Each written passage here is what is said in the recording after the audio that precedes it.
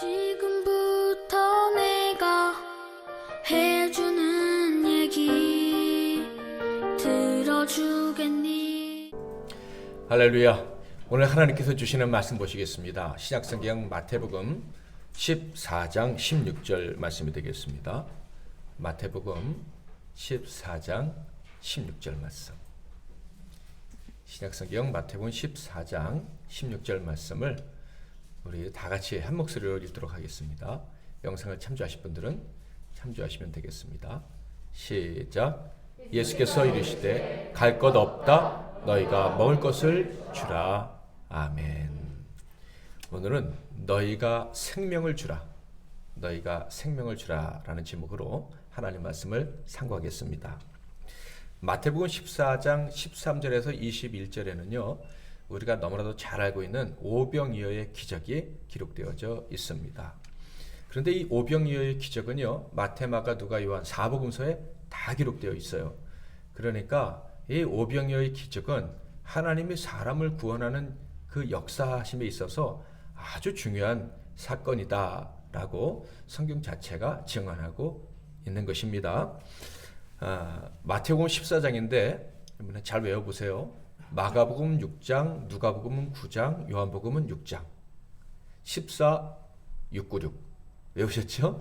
마태복음 14장, 마가복음은 6장, 누가복음 9장 갔다가 요한복음 다시 6장 이렇게 와요. 이 네 군데에 다 이 오병이어의 기적이 기록되어져 있습니다. 자, 그런데 이 네 본문을 한꺼번에 다 읽어보면요, 이렇게 눈에 확 다가오는 단어가 있어요. 저한테 그런 단어가 있었어요. 그게 뭐냐면 바로 물이라는 단어예요. 물이. 자, 14장 13절부터 15절까지 한번 읽어볼 테니까요. 물이라는 단어가 어떻게 나오는지 들어보세요. 예수께서 들으시고 배를 타고 떠나사 따로 빈들에 가시니 무리가 듣고 여러 고을로부터 걸어서 따라간지라. 예수께서 나오사 큰 무리를 보시고 불쌍히 여기사 그 중에 있는 병자를 고쳐 주시니라. 저녁이 되매 제자들이 나와 이르되 이곳은 빈들이요 때도 이미 저물었으니 무리를 보내어 마을에 들어가 먹을 것을 사 먹게 하소서. 그러니까 제자보다 이 무리라는 단어가 더 많이 등장하고 있다는 것을 알 수가 있어요. 누가복음, 마가복음, 누가복음, 요한복음에도 다 봐도 큰 무리, 많은 사람, 무리라는 단어가 계속해서 반복해서 나온다는 것을 알 수가 있습니다. 자, 이 무리라는 단어가 여러분에게 어떤 느낌으로 다가오십니까? 갑자기 이렇게 얘기하니까 그게 무슨 느낌인지 잘 모르겠습니다 라고 생각을 하실 거예요. 당연하죠.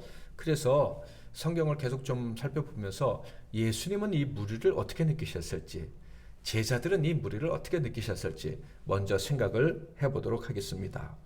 그러면 이 무리라는 단어가 주는 은혜가 굉장히 크다라는 것을 오늘 아실 수 있을 거예요. 자, 13절에 보면 예수님은 제자들과 빈들로 가셨고 거기에 많은 무리가 따라왔다 이렇게 기록되어져 있습니다. 자, 그렇다면 예수님은 왜 그곳으로 가셨을까요? 13절에 그 이유가 기록되어져 있는데 바로 예수께서 들으시고 빈들로 가셨다 이렇게 되어 있어요. 그러니까 어떤 이야기를 들으신 이후에 예수님이 제자들과 함께 배를 타시고 가셨어요. 마태복음 배를 타셨다는 얘기가 없지만 다른 성경에 보면 배를 타시고 이 디베랴, 그러니까 벳세다라는 고을 근처에 있는 바닷가, 디베랴 바닷가의 한 넓은 공터로 가셨다. 빈들로 가셨다는 것을 알 수가 있습니다.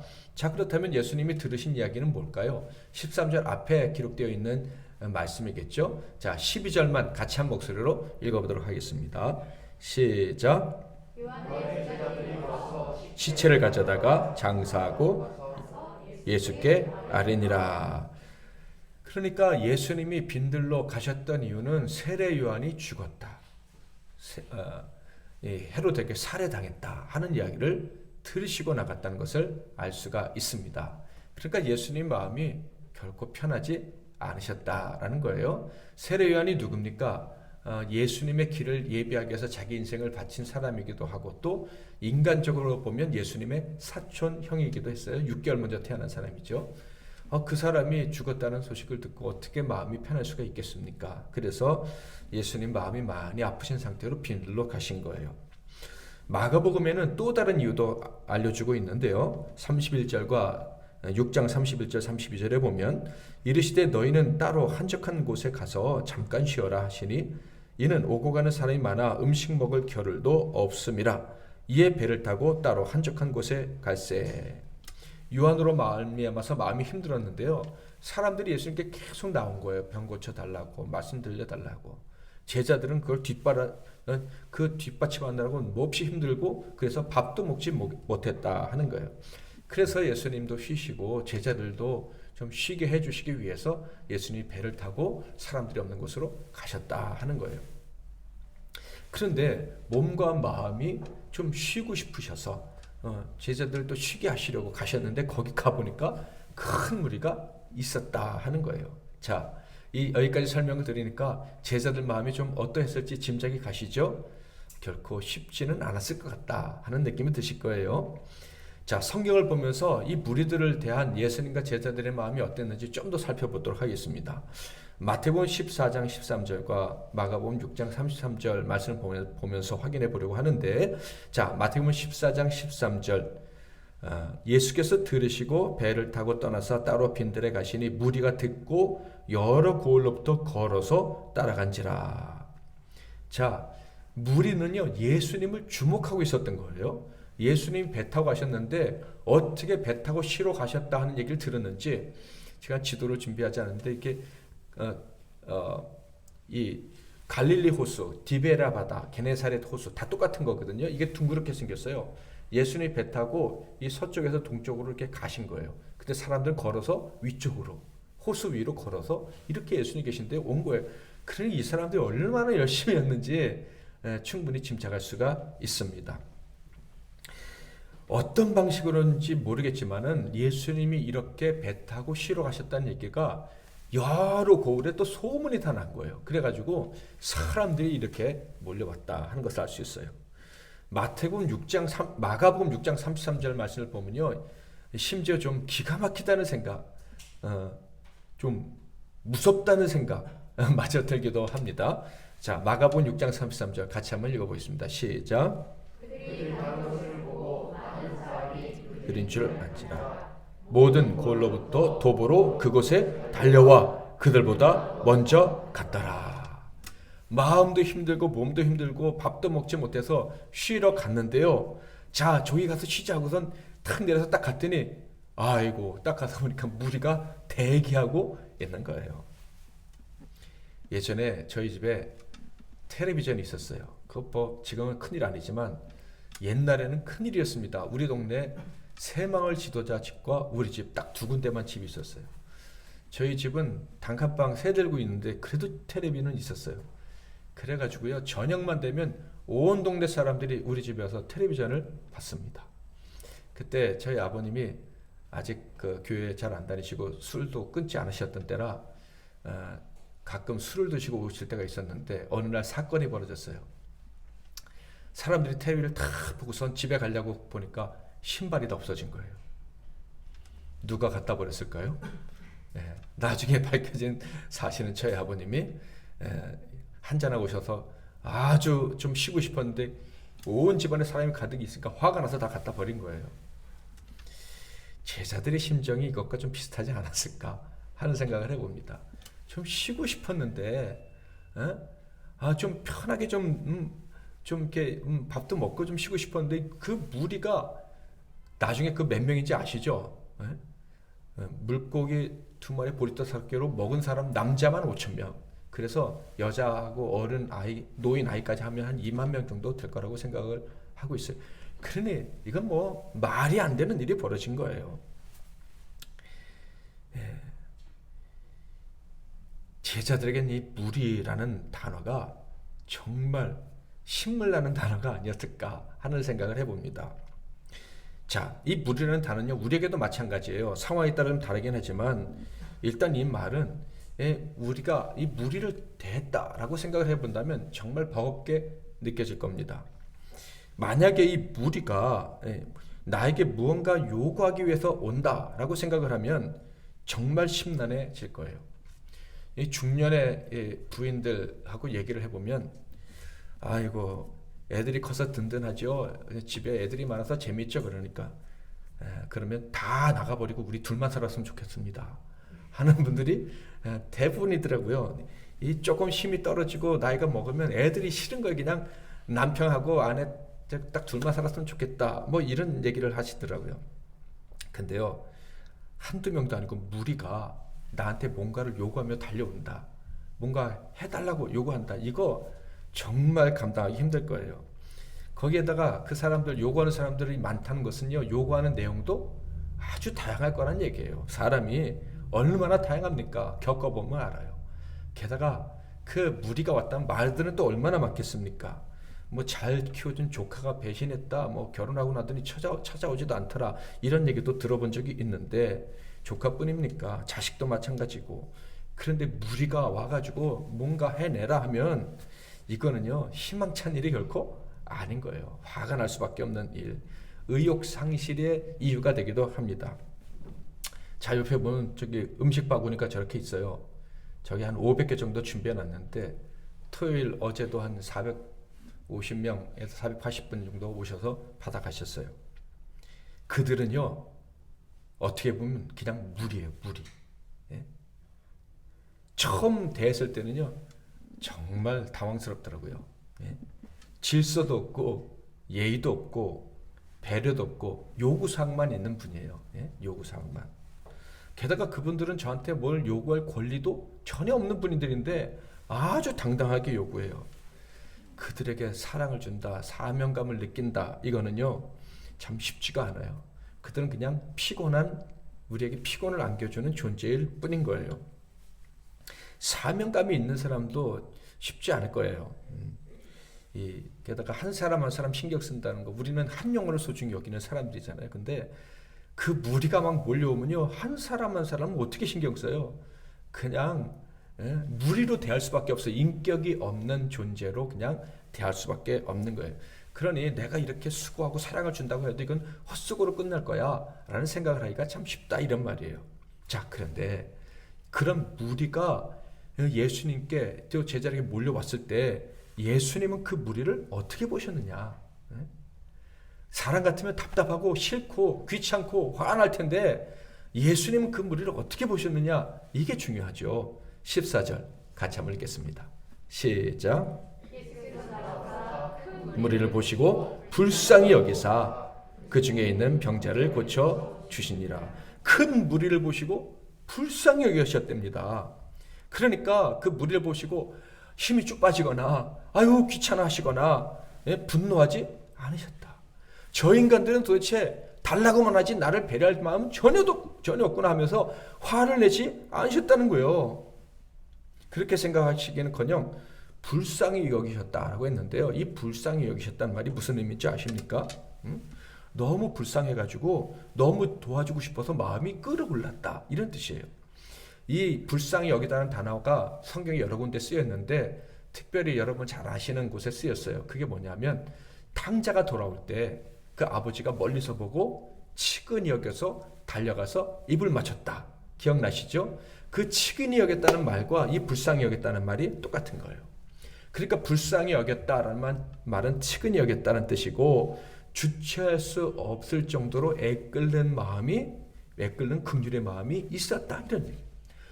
예수님은 그 무리를 보시고 제자들은 무리를 보고 아주 그냥 마음이 답답했는데 예수님은 그 무리를 보시고 불쌍히 여겨서 도와주고 싶은 마음이 막 끌어올랐다, 이런 얘기예요.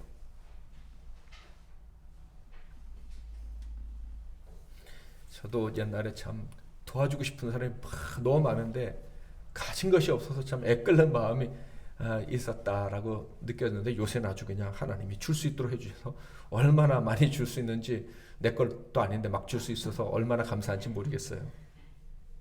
우리 성도님들도 얘기를 하다 보면 막 주고 싶어서 막 애끓는 마음이 있다. 근데 어떻게 지혜롭게 줄 수 있을까? 막 그러신 분들이 계시더라고요. 얼마나 감사한지 몰라요. 저와 여러분에게는 이 주고 싶은 마음이 있어요. 그런데 우리가 주고 도와주고 싶은 사람들은 우리의 마음을 잘 알아주지 않아요. 그럼에도 불구하고 우리 안에 하나님 사랑이 있으면요, 점점 더 주고 싶어요. 그리고 그 무리가 어느 순간이 되면 한 사람 한 사람 소중해지게 되는 거예요. 나에게 정말 피곤함만 안기는 그 사람들이 귀하게 느껴지는 때가 있다는 거예요. 예수님의 마음을 우리도 갖게 되는 거예요. 예수님은요, 큰 무리를 보시고 불쌍히 여기셨어요. 애끓는 긍휼의 마음이 있으셨어요. 여러분, 예수님께서 그들을 불쌍히 여기셨다, 그들을 향한, 그 무리를 향한 애끓는 마음이 생기셨다라는 이 말은요, 무리를 무리로 보신 것이 아니라는 거예요. 무리를 뭉뚱거려서 그냥 그것으로 비인격적인 존재로 본 것이 아니라 그 무리 가운데 있는 한 사람 한 사람을 인격 대 인격으로 보고 사랑의 마음을 가지셨다, 이런 뜻인 거예요. 여러분, 이게 불가능한 것 같지만 이게 사실은 가능해요. 요새 나눔 사역하면서 좀 더 그걸 느끼는데, 이 할머니 할아버지 그 무리가 이게 매일 이렇게 섬기니까 한 사람 한 사람씩 보이기 시작해요. 그게 가능한 거예요. 몇 명만 설명해 드리면, 어떤 할머니는 아주 그냥 어제도 빨간 바바리를 입으시고 모자까지 딱 쓰시고 오셨어요. 지난번 주에 보니까 아들이 차에서 딱 내려주시더라고요. 그래서 불러가지고 아니, 할머니 자가용 타고 이렇게 오셔서 받아가시면 어떡해요? 그랬더니 제가요, 사실 인텔인데, 본인이라고 인텔이라고 하시는 분 또 처음 봤어요. 제가 인텔인데요, 젊어서 남편이 망해가지고 사실 되게 힘들게 살고 있어요. 그래서 저 이게 필요해요, 그러시는 거예요. 겉보기하고 실제로는 틀린 거예요. 얘기를 해보니까, 또 얘기를 해보니까 이분의 마음이 되게 가난해요. 자가용을 타고 왔지만 누군가 막 얘기하고 싶은 거예요. 자기 하소연하고 싶은데 하소연할 사람이 없는 거예요. 그래, 이분은 이렇게 오시는 게 그 위로가 되겠구나. 이번 주에도 그분이 또 오셨더라고요. 어떤 분은 젊어요. 젊은데 오셨냐고 했더니, 젊은데 지병이 있고 아내는 나가버렸고 딸 하나 있는데 20몇 살인데 병 걸려서 집에 있고, 그래서 자기는 돈을 벌 수 없다. 그래서 그분은 자주 오는 게 창피할 것 같아서 제가 쌀 한 가마도 이렇게 미리 주고 그랬어요. 근데 어제 또 오셨더라고요. 일주일 내내 갈 곳 없었다가 여기 한번 오는 게 희망인, 즐거움인 분들이 보이기 시작하는 거예요. 어떤 분은 반드시 2번 이상 받아야 돼. 사람들이 왜 또 왔어요? 근데 그분은 자기가 2번 이상 받아야 자기가 존중받는다는 느낌을 받는 거예요. 그래야 자기의 존재 가치가 뭐 좀 이렇게 있다고 느껴지는 거예요. 안 주지만 그 마음은 이제 느껴지기 시작하는 거예요. 그래, 저분은 절에서 얼굴에 철판을 깔고 2번씩 받으라고 하는구나. 한 사람 한 사람이 인격적으로 보이기 시작하는 거예요. 우리는 겨우 보이는데 예수님은 그 10,000명이 넘는 사람을 딱 보는 순간 한 사람 한 사람 그게 보이신 거예요. 그래서 말할 수 없는 끌어오르는 그런 긍휼의 마음을 느끼신 거예요. 우리가 몇 명 안 되지만 사실 우리가 얼마나 부족합니까? 우리 교회는 그런 일이 없지만 그래도 좀 더 큰 교회 가면 뭐 저 인간은 왜 교회 와서 이런 사람 분명히 있잖아요. 근데 우리는 그 사람을 그렇게 말하는 순간 인격이 아니라 그것으로 보는 거예요. 그렇죠? 그런데 우리 주님은 절대 우리 한 사람 한 사람이 아무리 부족해도 그렇게 보지 않으시는 거예요. 우리 부족한 한 사람 한 사람을 불쌍히 보시는 거예요. 마가복음에 보면 예수님이 이들을 불쌍히 여기셨던 이유가 기록되어 있어요. 자, 마가복음 6장 34절 같이 읽겠습니다. 시작. 그 목자 없는 양 같음으로 인하여 불쌍히 여기사 여러 가지로 가르치더라. 큰 무리가 목자 없는 양 같아서 불쌍히 여기셨대요. 목자 없는 양 같아서 그들을 보시고 애끓는 마음을 가지셨대요. 자, 그렇다면 목자 없는 양이 도대체 어떤 존재이기에 예수님이 이런 마음을 가지셨을까? 여러분 이미 다 아실 거예요. 목자 없는 양이라는 것은요, 생존이 불가능한 존재를 말해요. 양은요, 절대적으로 약한 존재이기 때문에 목자가 없으면 살 수가 없어요. 시력도 안 좋죠. 체력도 안 좋죠. 남을 공격하거나 방어할 무기가 전혀 없죠. 게다가 고집은 또 세요. 그리고 이기적이에요. 그래서 자기 혼자 싸워서 이길 수도 없고 친구들끼리 힘을 합쳐서 적을 방어할 힘도 없어요. 완전히 생존이 불가능한 존재가 목자 없는 양인 거예요. 그러니까 주님 눈에는 그 무리가 어떻게 해요? 살아갈 힘이 없는 사람들로 보인 거예요. 주님이 돕지 않으시면 내버려두면 다 죽을 존재로 보이신 거예요. 그래서 불쌍히 여기신 거예요. 그 무리들 중에 단 한 사람도 희망이 없다라고 주님이 보신 거예요. 그래서 그렇게 애달픈 마음을 가지셨다 하는 것을 알 수가 있어요. 그래서 주님은요, 쉬시러 가셨던 그 장소에서 이 무리에게 너희가 내가 너를 불쌍히 여긴다 이 말씀 하시기 전부터 계속해서 말씀해 주셨고, 쉬지 않고 그들의 병자들을 불러다가 고쳐주시는 일을 하신 거예요. 그러다가 저녁이 됐습니다. 쉬셔야 할 때 주님은 쉬지도 못하셨고 당연히 식사도 못하시고 무리를 계속 어루만져 주셨어요. 그런데 저녁이 되자 예수님이 놀라운 말씀을 하시는 거예요. 더 크게 책임져야 된다. 더 책임져야 돼. 뭐 이런 얘기를 하신 거예요. 언제냐면 저녁 식사 시간 제자들이 나와서 이런 말씀을 올렸을 때입니다. 15절 저녁이 되매 제자들이 나와 이르되 이곳은 빈들이요 때도 이미 저물었으니 무리를 보내어 마을에 들어가 먹을 것을 사 먹게 하소서. 이게 무슨 뜻입니까? 예수님 저녁 시간이 됐습니다. 아니 시간이 한참 지났어요. 여긴 빈들이고요. 식당도 인가도 그리고 가게도 없습니다. 그러니까 빨리 저 사람들 좀 보내가지고 밥을 사 먹게 하시죠. 이제 말씀 사역, 병 고침의 사역, 그들 어루만지시는 그런 사랑 참 좋은데 주님이 좀 쉬셔야 됩니다. 저희들도 좀 무리에게서 벗어나야 되지 않겠습니까? 저희들도 좀 벗어나서 좀 먹고 좀 쉬어야겠습니다. 이런 얘기를 한 거죠. 그런데 이 건의를 들으셨을 때 예수님이 엄청난 말씀을 하신 거예요. 그게 오늘 본문 말씀 같이 한번 읽겠습니다. 시작. 갈 것 없다. 너희가 먹을 것을 주라. 그들을 고을로 보내지 말고 너희가 먹을 것을 주어야 된다라고 얘기를 하신 거예요. 이 말씀을 보고 사람들은 이런 생각합니다. 예수님이 제자들을 시험하시려고 이런 얘기를 하신 거구나. 맞아요. 요한복음을 보면 예수님이 제자들을 시험하시려고 이런 말씀을 하셨다는 거 충분히 인정할 수 있고 동의할 수 있어요.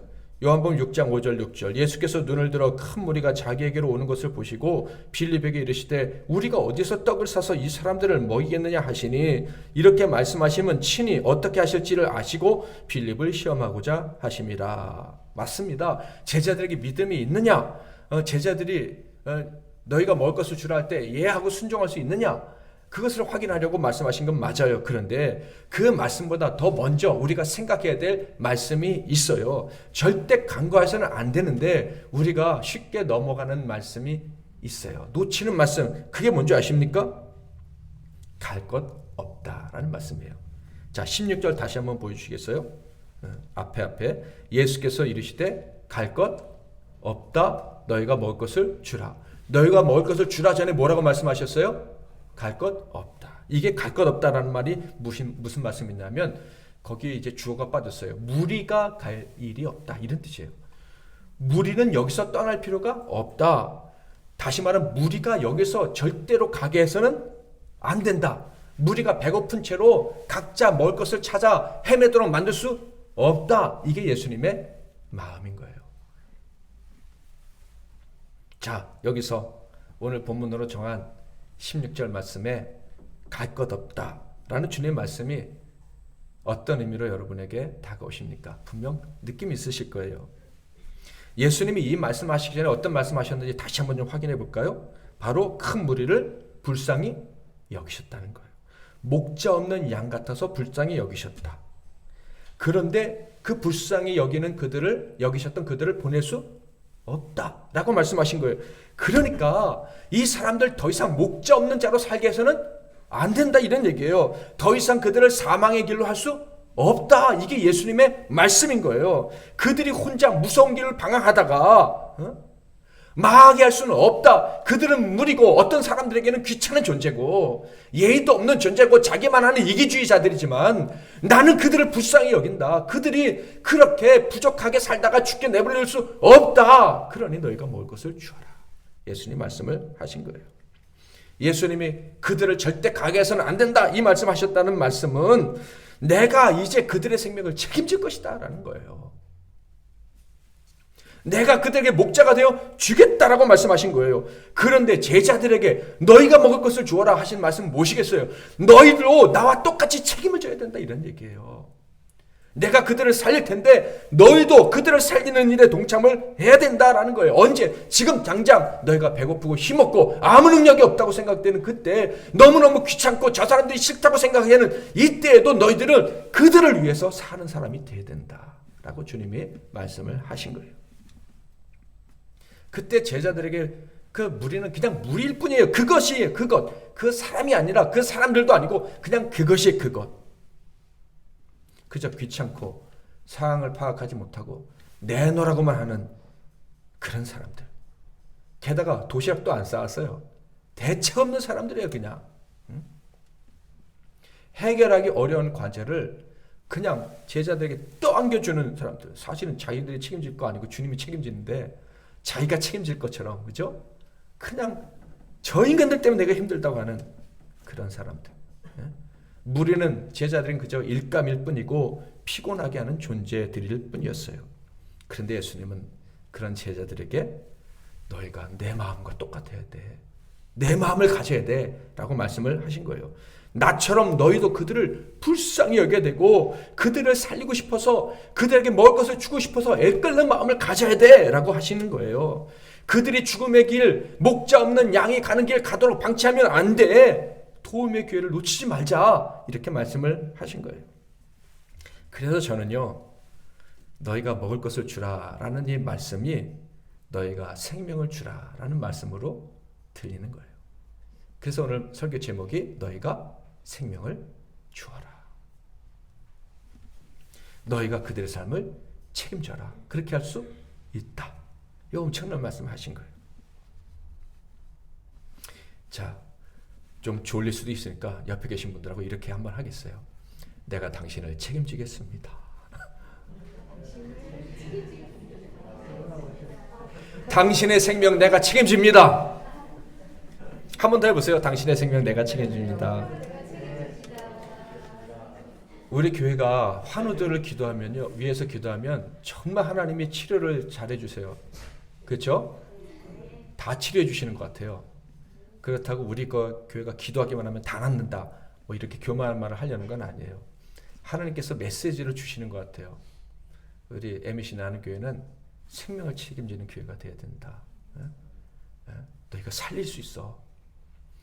우리 성도님들 점점 더 행복해지고 계시죠? 여러분 잘하는 거 하나도 없어도 잘 될 거예요. 왜냐하면 책임지는 분들이 옆에 많으니까. 한번 보세요. 그분들 때문에 내가 복 받는 거예요. 저는 그렇게 믿습니다. 그런데 제자들은요, 이 말씀을 이해할 수가 없었어요. 너무 부담이 됐어요. 일단 육적으로 감당하기 어려웠어요. 왜? 돈이 없으니까. 어떻게 음식을 사서 먹여요? 둘째, 영적으로도 감당하기 어려웠어요. 자기 하나도 지키기 힘든 인간들인데 예수님을 온전히 믿기도 힘든데 어떻게 다른 사람을 그 육신과 영혼을 살릴 수가 있겠어요.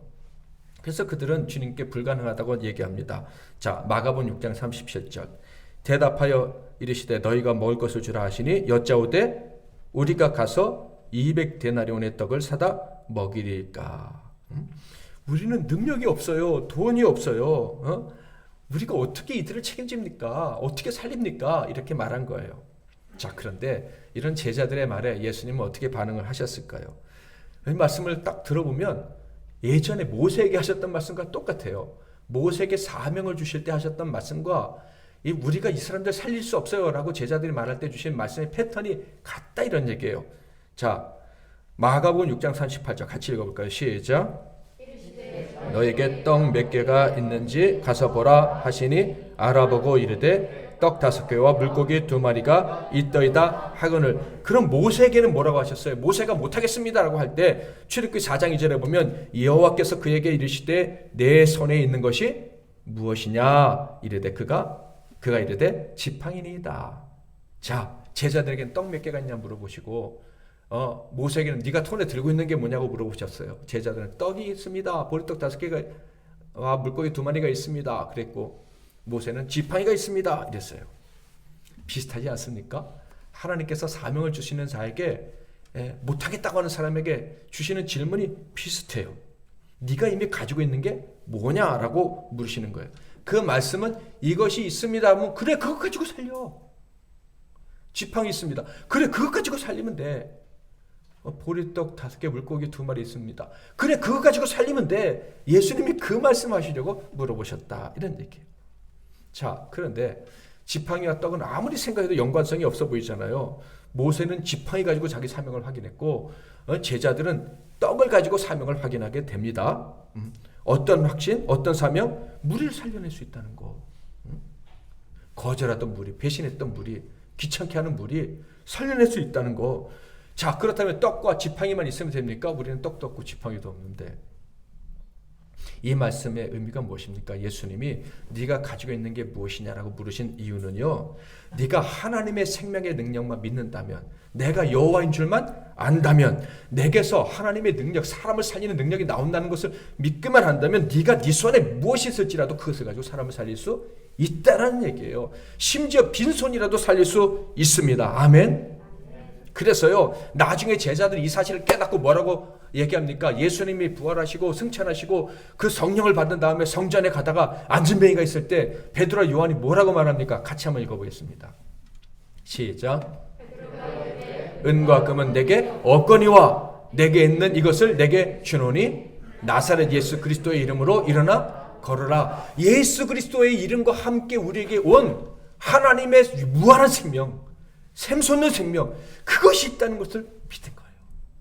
그러니까 믿는 자는 아무것도 없어도 사람을 살릴 수 있다, 사람에게 생명을 줄 수 있다라는 사실을 믿은 거예요. 아멘. 그러니까 여러분, 저는요, 저희 가족들이 저 때문에 진짜 복 받았다고 생각해요.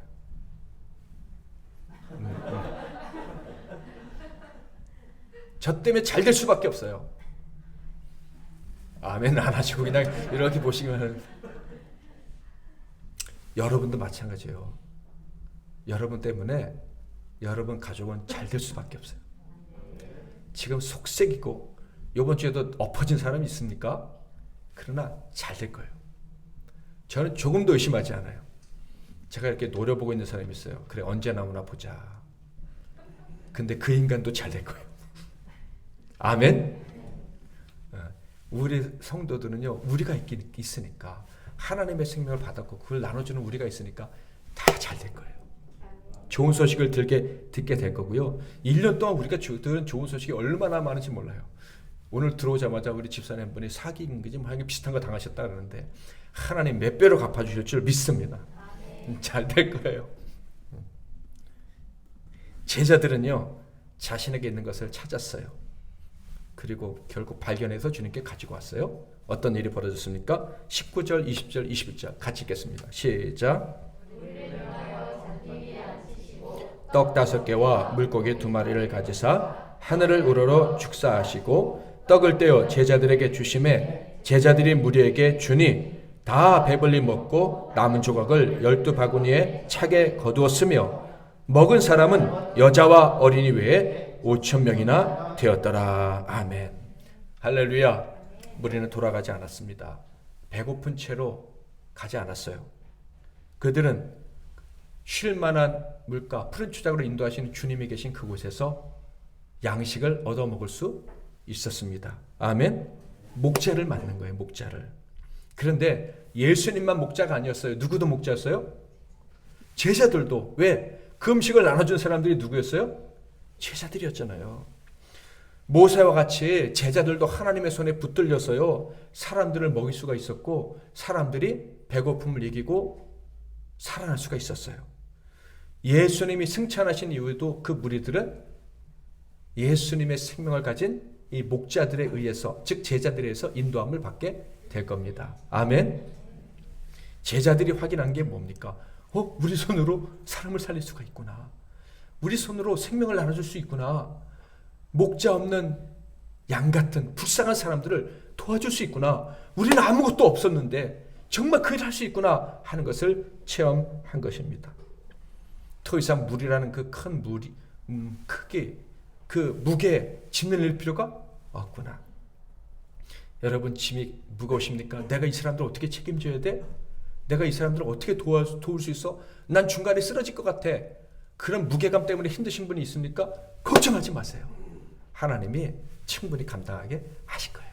아멘. 왜냐? 우리 안에 솟아나오는 생명이 있으니까. 여호와 스스로 계신 자가 우리 하나님이시고 우리 안에 계시니까 우리는 이 무한한 생명 계속 나눠줄 수가 있어요. 물론 인간이니까 약해서 쓰러지는 것 같고 더 이상 힘들어서 못할 것 같다는 생각이 들 때가 있지만 우리에게 주신 믿음은 반드시 우리를 다시 일으켜 주실 거예요. 하나님 물어보실 거예요. 네 손에 있는 게 뭐냐? 아유 힘들어. 저 가진 게 그냥 컵 하나밖에 없어요. 그래 그것을 가지고 하면 돼. 하나님 그렇게 말씀해 주신 날이 우리에겐 계속 될 거예요. 아멘. 조건은요. 내 안에 있는 믿음, 예수님 마음, 내가 주고 싶다. 내가 줄 수 있다. 살리고 싶다. 그것만 있으면 되는 거예요. 사랑하는 성도 여러분, 사람의 생명이 얼마나 강하다고 생각하십니까? 며칠 전 중국발 기사를 봤는데 이 GPS라는 게 있잖아요. 위성 항법 장치. 중국이 이제 그 GPS에 의존하면 자기네가 이제 미사일 쏘거나 이럴 때 미국이 막 통제해버리면 미사일이 엉뚱한 데로 가니까 베이더우라는 걸 만들었어요. 베이더우. 그래서 뭐 중국 운전사들은 GPS를 쓰면 안 되고 베이더우를 써야 돼요. 근데 그게 잘 끊어져요. 근데 트럭 운전사니 버스 운전사니 이런 사람들이 운전하다가 그게 끊어지면 벌금을 내야 돼요. 근데 트럭 운전사가 가다가 검문에 딱 걸렸는데 딱 그때 이게 끊어져 있었던 거예요. 그래서 34만 원 벌금을 내고 그 사람이 억울해서 자살했어요. 야, 그 살려고 그렇게 애쓰던 사람이었는데 그 34만 원에 목숨을 끊어버리는 거예요. 그래 그런 일이 근데 사실 얼마나 많아요. 저 어렸을 때 사실 충격적이었던 게 뭐냐면 전태일 열사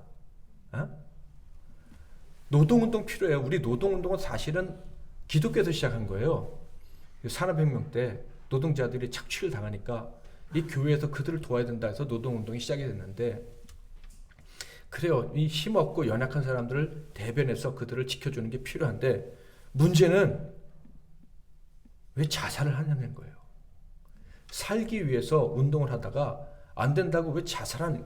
근데 제가 충격받은 것은 자살한 것보다 자살한 그 사람을 영웅으로 만드는 게 너무 마음이 아픈 거예요. 야, 그 사람의 가족들, 전태일 여사의 가족들은 그 아들이 진짜 자랑스러울까? 고맙다고 생각할까? 얼마 전에 타다라는 그 자동차, 그게 택시 영업한다고 택시 운전사가 분신 자살을 기도했잖아요. 근데 그 사람을 또 영웅으로 삼아가지고 그 사람 때문에 택시 운전사들이 또 혜택을 보는데 이게 진짜 정인가? 살려고 죽음의 길을 갑니다. 그리고 살겠다고 죽음의 길을 간 사람들을 마치 십자가를 진 예수님과 비슷한 위치로 올려놓는 그런 세상을 보면서 너무 마음이 아픈 거예요. 이게 마귀의 역사죠. 하나님은 살리려고 우리를 위해서 그렇게 애쓰시는데 살겠다고 죽어버리니 이거는 하나님 말씀하고 전혀 배치되는. 차라리 어렸을 때 자살하면 죽어, 지옥 가. 뭐 자살하면 무조건 지옥 간다. 이거는 사실 신학적인 얘기는 아니지만은 자살하면 지옥 간다라고 그냥 계속 가르치는 게 낫겠다는 생각마저 드는 거예요. 사람은 살려고 애쓰지만은요, 목자 없는 양 같은 사람들은요, 살려고 죽음의 웅덩이로 들어가는 경우가 너무 많아요. 심지어 사람들이 그걸 박수 쳐주니까 너나 나나 죽음의 웅덩이로 막 들어가는 일도 벌어질 수 있다라는 거예요. 그래서 이슬람교도들은 천국 가기 위해서 막 폭탄 자살, 자폭하고 막 그러잖아요. 이게 다 마귀의 역사인 거예요. 사랑하는 성도 여러분, 무리는 그렇게 생명의 위험에 놓여져 있어요. 지금 막 잘 사는 것 같아도 그 무리, 목자 없는 양 같은 무리들은 언제 죽을지 몰라요. 언제 자기의 생명을 끊을지 몰라요. 더 이상 못 살겠다 하면서 자포자기할지 몰라요. 사실 우리도 그런 위험에 봉착한 적이 있잖아요. 막 잘 살다가도 갑자기 못 살 것 같아. 막 이럴 때가 있잖아요. 저와 여러분은요, 그들을 살게 해야 돼요. 예수님은 그들을 보시고 불쌍히 여기시는 거예요. 지금 이 땅에 있는 모든 사람들이 예수님의 눈에는 다 불쌍한 존재예요. 살겠다고 발버둥 치지만 언제 자기의 생명의 줄을 놓아버릴지 모르는 그런 존재들인 거예요. 우리는 그들을 살게 해야 되고 영원히 살게 해야 될 사명자들입니다. 할 수 없다고요? 아니요. 할 수 있어요. 우리에게 생명의 주와 함께 하시니까. 우리가 너무 작으니까 못한다고요? 천만의 말씀, 우리가 숫자가 몇 명 안 돼도 우리에게는 온 우주, 전 세계 사람들을 살릴 생명의 능력이 우리에게서 나올 수 있습니다. 아멘. 이것이 우리의 믿음인 거예요. 돈이 없습니까? 돈을 주시거나 돈 있는 사람을 보내주실 거예요. 건강이 없으면 건강을 주시거나 건강이 넘치는 사람을 보내주실 거예요. 정말 줄 수 없다고 생각하십니까? 줄 수 있는 능력을 주실 거예요. 아멘. 우리는요, 우리 사랑하는 사람들에게 다 줄 수 있어요. 아까 말했던 것처럼 옆에 있는 사람 줄 수 있어요. 그러나 더 나아가 무리에게도 줄 수 있어요. 우리와 상관없어 보이는 사람들, 너무 많은 우리를 무겁게 하는 그 짓눌리는 그 많은 사람들을 우리가 살릴 수 있습니다. 아멘. 우리가 가진 것 때문에 우리는 할 수 있어요. 우리가 가진 것은 예수의 이름과 함께 온 하나님의 영원한 생명, 무한한 생명, 그것 때문에 우리는 할 수가 있어요. 이 사실을 믿고 살아가시기를 바랍니다. 이 사람은 이제 사명자고요. 이 사명을 가지고 살아가는 공동체가 교회인 거예요. 우리는 이 사명을 붙잡고 이 마지막 시대에 살아가는, 그래서 무리를 살려내는, 누구든지 살고 싶어서 오는 자는 우리 교회와 우리 교인을 만나면 살 수 있는 그런 기적을 베푸는 저와 여러분이 다 되시기를 주님의 이름으로 축복합니다. 예수께서 이르시되 갈 것 없다. 너희가 먹을 것을 주라. 아멘. 이제는 그리스도 우리 주 예수의 크신 은혜와 우리 하나님 아버지의 극진하신 사랑하심과 성령님의 위로교통 충만 축복하심이 우리에게 넘치는 하나님의 생명이 함께 있으므로 사랑하는 이들뿐만 아니라 무리로 다가왔던 자들도 사랑으로 섬기며 살리며 살아가는 인생이 될 줄 믿는 머리 숙이니 복된 종들 한 분 한 분 위에와 그들의 가정과 산업과 사명과 미래 위에 이 나라와 이 민족과 세계 열방과 세상의 모든 무리들을 섬겨 살리게 될 우리 MBC 나눔교회 위에, 또한 김병희 선교사님 가족의 앞길 위에, 지혜 자매의 앞길 위에 이제로부터 영원토록 함께 하실지어다. 아멘.